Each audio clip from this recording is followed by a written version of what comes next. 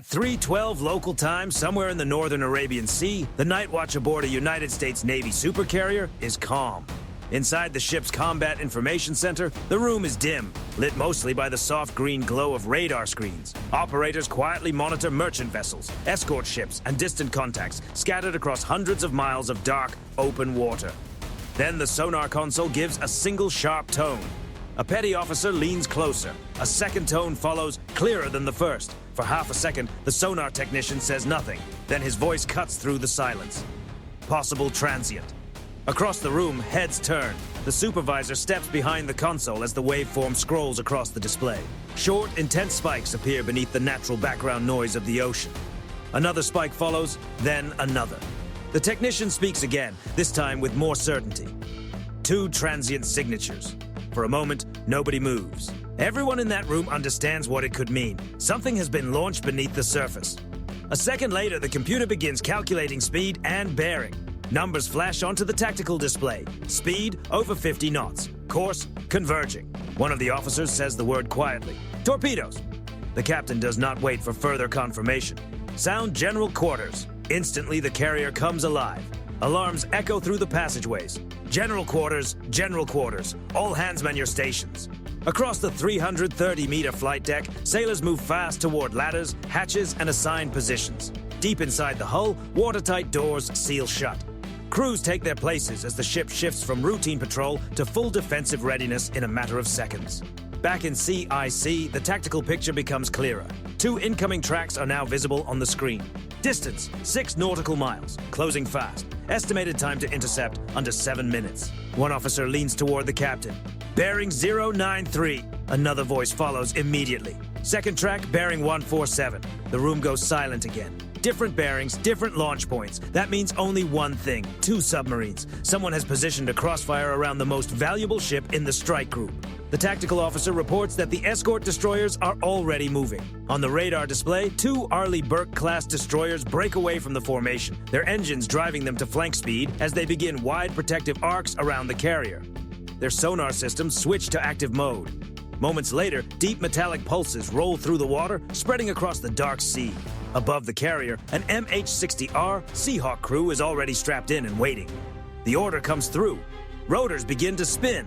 Within 60 seconds, the helicopter lifts from the deck and disappears into the night, heading directly toward the suspected submarine positions. Inside CIC, the tracks continue updating. 5 miles, 4.2. The carrier begins a slow turn, its massive rudders biting into the water as the helm tries to change the ship's angle against the incoming threat. But a nuclear-powered supercarrier weighing more than 100,000 tons does not move like a patrol boat. Not when something fast is racing beneath the surface. Deploy Nixie decoys, the captain orders. Behind the carrier, long cables unspool into the sea.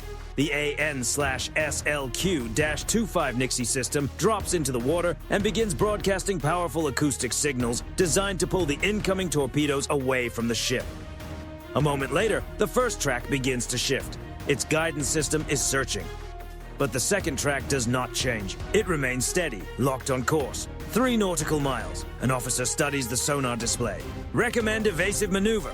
The captain looks at the screen for half a second. Maintain the turn. Keep the decoys active. There is no shouting, no panic, only controlled, practiced movement. This is exactly what the crew has trained for. But the numbers keep getting smaller. 2.5 nautical miles. 2. High above the water, the Seahawk's dipping sonar finally catches something, a sharp metallic return. Then the unmistakable rhythm of diesel-electric propellers.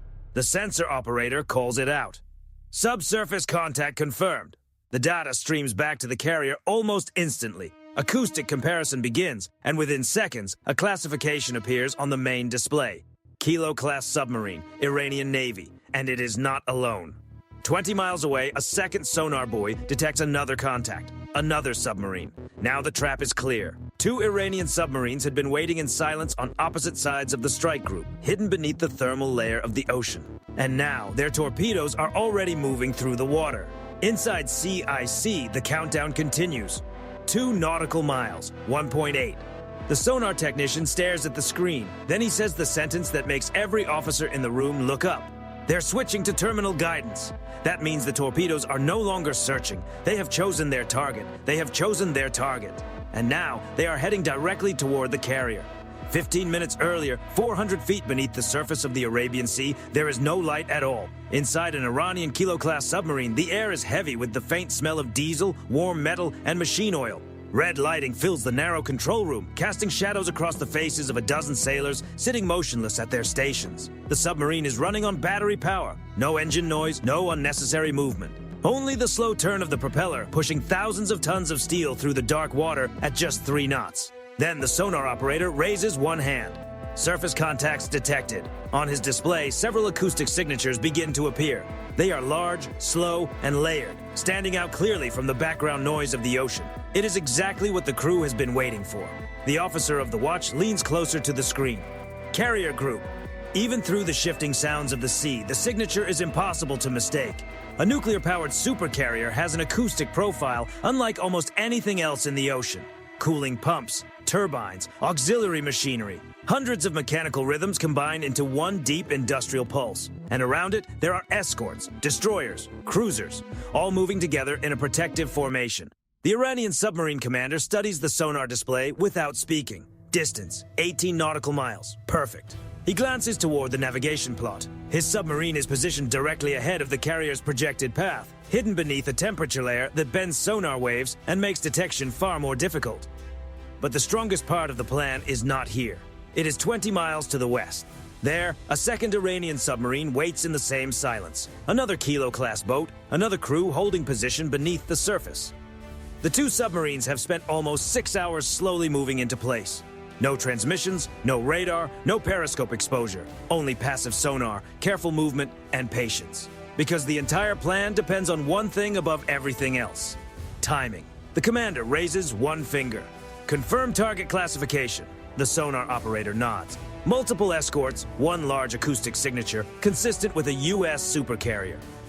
The commander remains silent for several seconds. Then he gives the order quietly. Prepare Tube 1. In the torpedo compartment, sailors move with practiced speed. Hydraulic clamps release and a massive 533mm heavyweight torpedo slides into position inside the launch tube. It weighs nearly 2 tons. It is sonar guided, and it is designed to follow the loudest target in the water. The torpedo technician secures the tube door. Tube 1 ready. Back in the control room, the submarine adjusts course by a small degree, aligning itself for the launch. The carrier group continues closing the distance. 14 nautical miles. 13. Inside the submarine, there is almost no sound except the soft hum of electronics and the faint creak of pressure against the hull. The commander raises the periscope for a brief visual check. Only a quick look. Above them, the surface of the Arabian Sea is dark, with pale moonlight stretching across the waves. The radar warning receiver remains silent. The American ships have not detected them.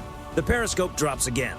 The commander turns toward the fire control officer. Target solution. The computer completes its calculations. Speed, bearing, lead angle, everything aligns. The officer gives the answer. Solution stable.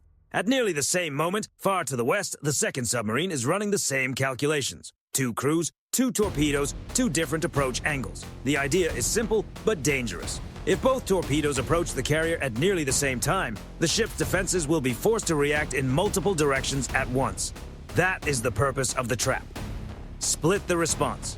Reduce the time to think. Force the carrier group to make every decision under pressure.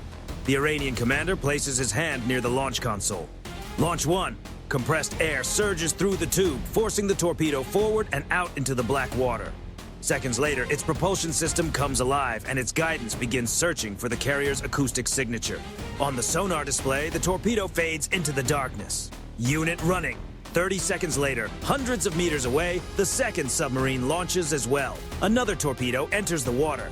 Now, 2 fast-moving contacts are traveling beneath the waves, accelerating toward their assigned paths. Inside both submarines, the crews listen as the sound of their torpedoes slowly fades into the surrounding ocean. The commander allows himself the smallest nod.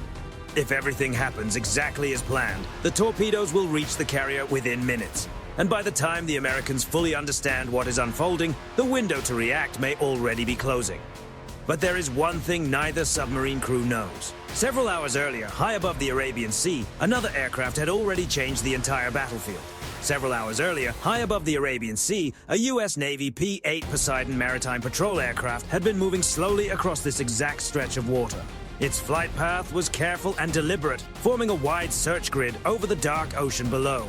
From beneath the aircraft, more than 100 sonar buoys had been released into the sea, creating a vast acoustic net beneath the surface. Each buoy was listening, each buoy was recording, and one of them had already detected the faint signature of a diesel-electric submarine moving quietly through the darkness. Back inside the carrier strike group, the computers had been processing that data all night, listening, comparing, tracking. So when the torpedoes finally entered the water, the U.S. Navy was not completely surprised. They already had a strong idea of where the hidden submarines were waiting. 3:15 local time. 3 minutes after the torpedoes entered the sea, the entire carrier strike group shifts from defensive reaction to active pursuit. Inside the Combat Information Center, the tactical display now shows two different situations unfolding at once, one above the surface. On deep below it, the torpedo tracks are still moving toward the carrier, but the focus inside the room has already begun to change, because the moment a submarine launches, it gives away something extremely valuable. Its position. Mark launch bearing, the tactical officer orders. On the display, two thin lines extend backward from the incoming tracks, stretching across the ocean toward the points where the launches must have begun. 2 sectors, 2 submarines, 2 new priorities. The captain does not hesitate. Begin anti-submarine response. Out on the dark water, the carrier's escort destroyers react immediately. The first Arleigh Burke-class destroyer turns hard to port, its bow cutting through the Black Sea as it accelerates toward the eastern launch bearing. Another destroyer swings wide to the south, moving into position around the second sector. Both ships activate their AN/SQS-5 3C hull-mounted sonar systems. A moment later, the ocean fills with sound. The first active sonar pulse rolls outward, a deep metallic signal pushing through miles of water like an invisible wave. Seconds later, the reflection comes back. Aboard the destroyer, the sonar operator leans closer to his screen. There it is. A shape begins to form on the display. Distance, 12 nautical miles. Depth, roughly 400 feet. Speed, minimal, almost exactly where the launch bearing predicted. Subsurface contact classified, the operator reports. Back aboard the carrier, the information feeds directly into CIC. A new track number appears. Contact confirmed. Above the ocean, the MH-60R Seahawk is already racing toward the same area. Inside the helicopter, the sensor operator releases the first sonobuoy. The small floating device splashes into the sea and immediately begins sending acoustic data back to the aircraft. A second buoy follows, then a third. Within moments, the helicopter has built a small detection grid above the suspected submarine position. The operator activates the dipping sonar. A long cable unspools from the helicopter, lowering a sonar dome deep beneath the surface. The water fills with another sequence of pulses. Ping, ping, ping. Then the operator hears it. A low mechanical rhythm beneath the background noise of the sea. Propeller blades. Slow, heavy, diesel-electric. The operator calls it out. Subsurface contact confirmed. Back on the carrier, the CIC updates again. Iranian Kilo-class submarine. Range closing. But the torpedo situation is still unfolding. On the tactical display, the two incoming tracks are now behaving very differently. The first torpedo begins to drift away from its original course. The Nixie acoustic decoy trailing behind the carrier is working exactly as intended, broadcasting a louder and more attractive sound signature than the ship itself. The torpedo's guidance system begins to shift. Its track bends slightly. Now it is following the decoy. But the second torpedo does something different. It ignores the decoy completely. Second weapon still tracking the carrier, the sonar operator reports. Distance 2 nautical miles. Speed unchanged. The captain glances toward the helm. Maintain turn. The carrier's enormous rudders continue pushing the ship into a slow, heavy arc through the water. Every degree matters now. Every second matters. But the incoming track keeps closing. Above the sea, the Seahawk receives a new instruction: move against the submarine threat. Inside the helicopter, the pilots exchange a quick look. The aircraft banks hard toward the sonar contact. Below the surface, the submarine is still moving slowly beneath the thermocline, its crew unaware that their position has already been revealed. The sensor operator locks in the target location. Contact holding depth, bearing steady. The pilot steadies the Seahawk over the area, keeping it almost perfectly above the underwater contact. Inside the cabin, the weapons officer moves a hand toward the control panel. Mounted beneath the helicopter's fuselage are 2 Mark 54 lightweight torpedoes, built specifically for anti-submarine missions. Fast, compact, and designed to follow a contact deep below the surface. But before the helicopter can act, another voice cuts across the radio from the carrier. Incoming torpedo closing fast. Back inside CIC, the tactical display flashes red. The second torpedo is now less than 1 mile from the carrier, and it is still holding its course. The sonar technician watches the screen closely. Then his voice lowers. Track is switching modes. The captain looks up. What kind of mode? The technician swallows. Terminal homing. That means the torpedo is no longer searching. It has identified what it believes is the target, and now it is moving straight toward the carrier at full speed. 3:17 local time. Inside the Combat Information Center, every screen seems to focus on one red line moving across the tactical display. The second torpedo. Distance, 1,000 yards. Closing. The sonar technician calls out the numbers as they update. Range decreasing, 800 yards. No one speaks. The carrier is already turning, but a nuclear-powered supercarrier weighing more than 100,000 tons cannot swing around like a destroyer. Every second matters now. On the bridge, the officer of the deck grips the rail as the helmsman holds the turn. Maintain rudder, the captain orders calmly. Below the waterline, the massive rudders cut deeper into the sea, slowly forcing the ship's bow away from the torpedo's path. But the torpedo adjusts with it. Inside its guidance system, its sonar is listening for the loudest mechanical signature in the water. And almost nothing in the ocean sounds bigger than a nuclear-powered aircraft carrier. Back in CIC, the sonar technician keeps his eyes fixed on the display. 600 yards. The tactical officer leans forward. Decoy status? Active. Nixie broadcasting. Far behind the carrier, the AN/SLQ-25 Nixie countermeasure trails through the water on a long steel cable. The acoustic device sends out powerful signals designed to imitate the sound profile of the ship. To the torpedo's guidance system, it should sound like the better target. But the torpedo has not fully committed yet. 500 yards. The room is silent except for the steady rhythm of reports. Outside, the sea remains dark and calm, no visible sign of the race unfolding beneath the waves. On the tactical screen, the torpedo track begins to shift slightly. The sonar technician narrows his eyes. Track is oscillating. The captain understands immediately. The torpedo's seeker is choosing. Carrier or decoy. Behind the ship, the Nixie keeps broadcasting louder acoustic signals, trying to pull the torpedo away from the carrier. 400 yards. For a fraction of a second, the torpedo hesitates. Then the red track begins to drift. Only a few degrees at first, but it is enough. The sonar technician speaks again. Track is turning. The torpedo changes heading, slowly at first, then with more confidence. It begins following the Nixie decoy, trailing far behind the carrier. Inside CIC, a few officers exchange quick looks, but nobody relaxes yet. A torpedo can still correct its course. 300 yards. The torpedo accelerates slightly as it commits to the new acoustic target. Now the distance between the carrier and the incoming track is finally increasing. But the decoy is still dangerously close. Behind the carrier, sailors at the Nixie control console monitor the cable tension. The small device has become the torpedo's new focus. Then it happens. A powerful underwater blast erupts several hundred yards behind the carrier. A deep shockwave rolls through the sea and passes beneath the hull. The entire supercarrier shudders for a moment. Lights flicker, then steady again. Inside CIC, the tactical display flashes once before stabilizing. Underwater blast detected. Aft of carrier, 600 yards. The captain turns toward the sonar console.